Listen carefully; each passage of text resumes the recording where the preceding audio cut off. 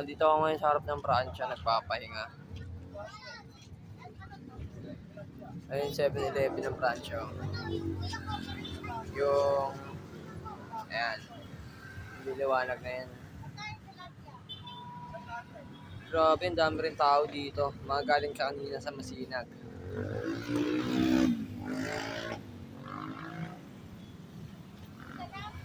Parehas din pala sila ng mindset sa akin. Grabe, ang hirap sumakay. Sakit ng tagiliran ko.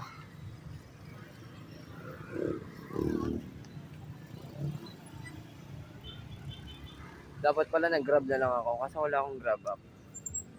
And napakamahal nun.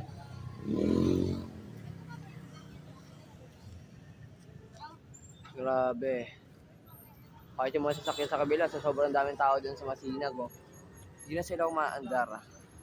Like, stock up na talaga sila.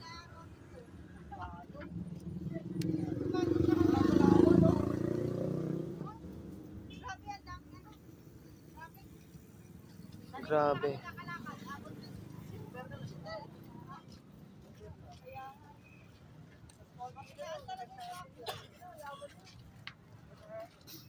Lakarin ko na lang ba mag-dry? Inuutosan pa naman ako ni tita. Like, it's 7:32 na, tas 19% na lang ako. Grabe.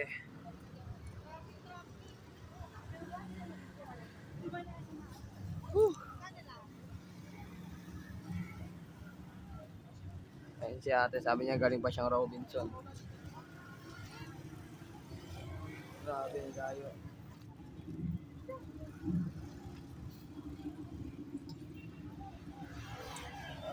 Kahit may sasakyan, walang dumadaan, papunta ng Antipolo.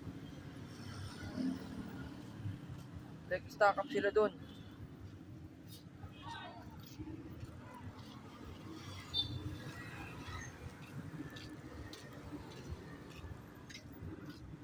Pag-dry ko na to. Baka sa pag-dry, meron na. Grabe, nanghihina na ako. Pero mga private vehicle yung dumadaan. Grabe.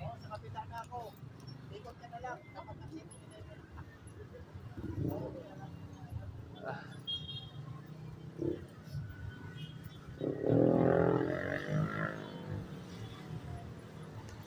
Sige. Papag-dry. Grabe.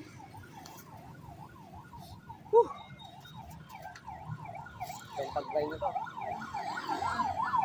Saan pa kayo galing yan? Saan pa kayo galing? Masinag. Ba, Masinag?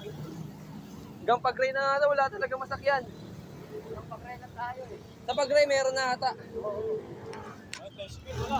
Grabe. Parang galay lakad. December. Sila nga oh. Traffic sila oh. Sa kabila. Grabe. Tagal ko nagantay doon sa Masinag. Naglakad na lang ako. At dito rin pala, wala. Kito. Lakad na lang. Ayun na lang yun eh. Lapit lang eh. Isa lang yan oh. Grabe. Pwede pag-ikuan. Mostly kasi ng tao lahat na taga-Kogyo na eh. Puro Kogyo na lahat ng tao eh.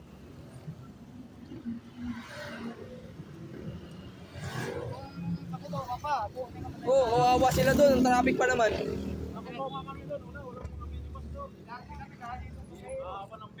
Grabe. Inisip ko pa na mag-Marikina bayan, tapos doon sasakay. Eh, traffic din daw. Grabe ang haba. Ano to, hanggang pag-dry? Oo. Makakakitong pa yan. Grabe.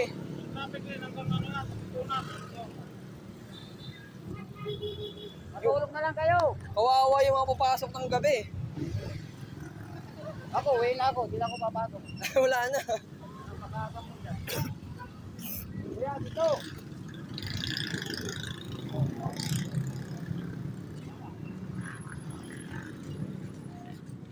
Lalo si ano, Jonas. Ay, lalo si Jonas, di pa makalapas. Di normal dami ng tao ngayon. Dapat dito, i-update. Nakahanap akong kompanyon. Kala din sila masinag. 15% na lang ako. End ko na.